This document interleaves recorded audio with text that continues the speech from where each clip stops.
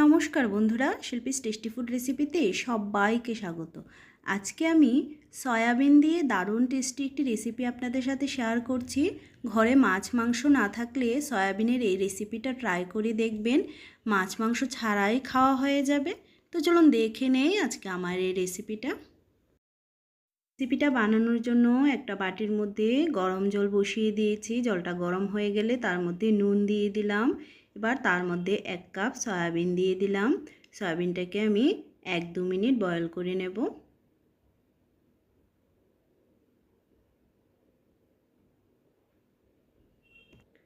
সয়াবিনটাকে 2 minute boil করে নিলাম। এবার এটাকে আমি নামিয়ে নেব। সয়াবিনগুলো নামিয়ে নিয়েছি। এবার তার মধ্যে ঠান্ডা জল দিয়ে দিলাম। ঠান্ডা জল দিয়ে আমি 5 মিনিট রেখে দেব, তাহলে সয়াবিনগুলো সফট হয়ে যাবে। 5 মিনিট পর এগুলোকে ভালো করে জলটা নিংড়ে নিচ্ছি। জল নিংড়ে সয়াবিনগুলো নিয়ে নিলাম। এবার তার মধ্যে গোলমরিচ গুঁড়ো দিয়ে দিচ্ছি আদা রসুন বাটা 1/2 চামচ, দিয়ে দিচ্ছি পরিমাণ মতো নুন, দিয়ে দিচ্ছি হলুদ গুঁড়ো, দিয়ে দেব সামান্য পরিমাণ লাল লঙ্কার গুঁড়ো, দিয়ে দিচ্ছি 1/2 চামচ থেকেও কম পরিমাণে গরম মশলা, আর দিয়ে দেব এখানে 1 চামচ বেসন। এবার সব কিছুকে ভালো করে মাখিয়ে নেব।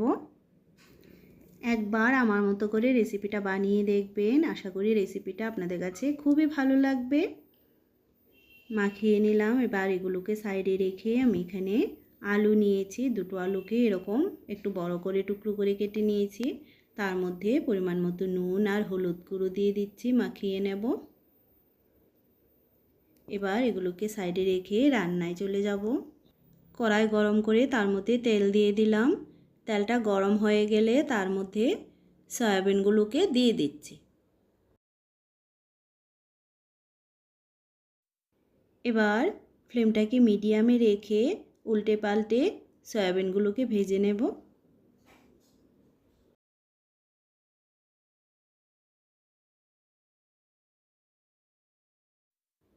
সয়াবিনগুলো ভেজে নিলাম। এবার এগুলোকে নামিয়ে নিচ্ছি।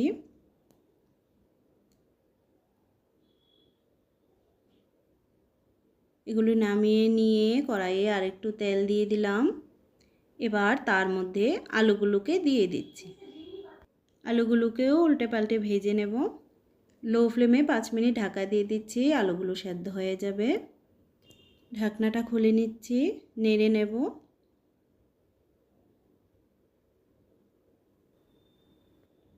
নেড়ে চেড়ে আলুগুলোকে ভেজে নিলাম। এবার এগুলোকে নামিয়ে নেব।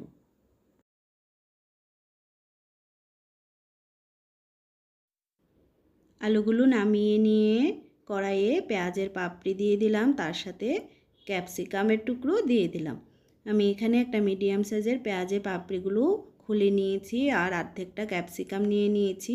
এগুলোকে ভেজে নিচ্ছি। মিনিট খানেক এগুলোকে ভেজে নিলাম। এবার এগুলোকে নামিয়ে নেব।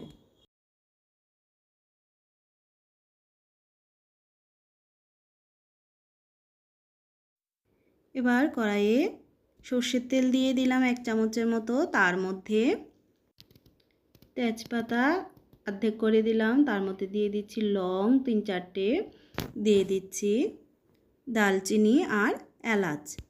এগুলোকে 10 সেকেন্ডের মতো নেড়ে নেব। নেড়ে নিয়ে তার মধ্যে পেঁয়াজ কুচি দিয়ে দিচ্ছি। একটা পেঁয়াজকে এরকমভাবে করে কুচিয়ে নিয়েছি।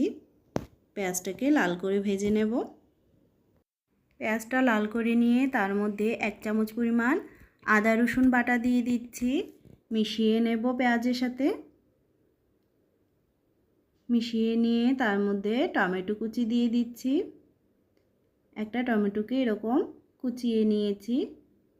এবার তার মধ্যে কাঁচা লঙ্কা বাটা দিলাম। ঝালটা আপনারা আপনাদের পছন্দ মতো দেবেন। মিশিয়ে নিচ্ছি। মিশিয়ে নিয়ে তার মধ্যে 1/2 চামচ জিরে গুঁড়ো, 1 চামচ ধনে গুঁড়ো দিয়ে দিচ্ছি কালারের জন্য, 1/2 চামচ কাশ্মীরি লাল লঙ্কার গুঁড়ো, আর দিয়ে দিচ্ছি এখানে হলুদ গুঁড়ো, পরিমাণ মতো নুন।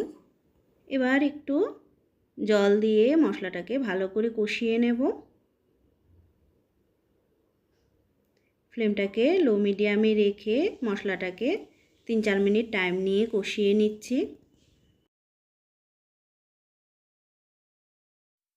মশলাটা কষাতে কষাতে তার মধ্যে ভাজা আলুগুলোকেও দিয়ে দিলাম। আলুর সাথে এবার মশলাটাকে কষিয়ে নেব। কষিয়ে নিয়ে লো ফ্লেমে ঢাকা দিয়ে দেব 2-3 মিনিটের জন্য। ঢাকনাটা খুলে নিচ্ছি, মিশিয়ে নেব। মিশিয়ে নিয়ে তার মধ্যে সয়াবিনগুলোকে দিয়ে দিচ্ছি। এবার সব কিছুকে ভালো করে মিশিয়ে নেব। ফ্লেমটাকে লো মিডিয়ামে রেখে একটু টাইম নিয়ে সব কিছুকে কষাতে হবে, তাহলেই রান্নার টেস্টটা ভালো হবে। এবার তার মধ্যে পেঁয়াজ আর ক্যাপসিকামগুলোকেও দিয়ে দিলাম, মিশিয়ে নেব। মিশিয়ে নিয়ে তাতে জল দিয়ে দিচ্ছি। জলটাকে ভালো করে মিশিয়ে নিচ্ছি। জলটাকে ভালো করে মিশিয়ে নিলাম। এবার ঢাকা দিয়ে দেব 5 মিনিটের জন্য। ঢাকনাটা খুলে নিচ্ছি, মিশিয়ে নেব। আলুগুলো একদম সেদ্ধ হয়ে গেছে, ঝোলটাও শুকিয়ে মাখো মাখো হয়ে গেছে, একদম রেডি হয়ে গেছে আমাদের সয়াবিনের দো পেঁয়াজা। এবার তার মধ্যে গরম মশলা ছড়িয়ে দিচ্ছি, মিশিয়ে নেব। গরম মশলাটাকে মিশিয়ে নিয়ে গ্যাস অফ করে নামিয়ে সার্ভ করে দেব। তো আমার আজকের রেসিপিটা ভালো লাগলে ভিডিওটিতে একটা লাইক করবেন। নতুন বন্ধুদের কাছে চ্যানেলটা সাবস্ক্রাইব করার অনুরোধ রইল। দেখা হচ্ছে নেক্সট ভিডিওতে। সবাইকে ধন্যবাদ।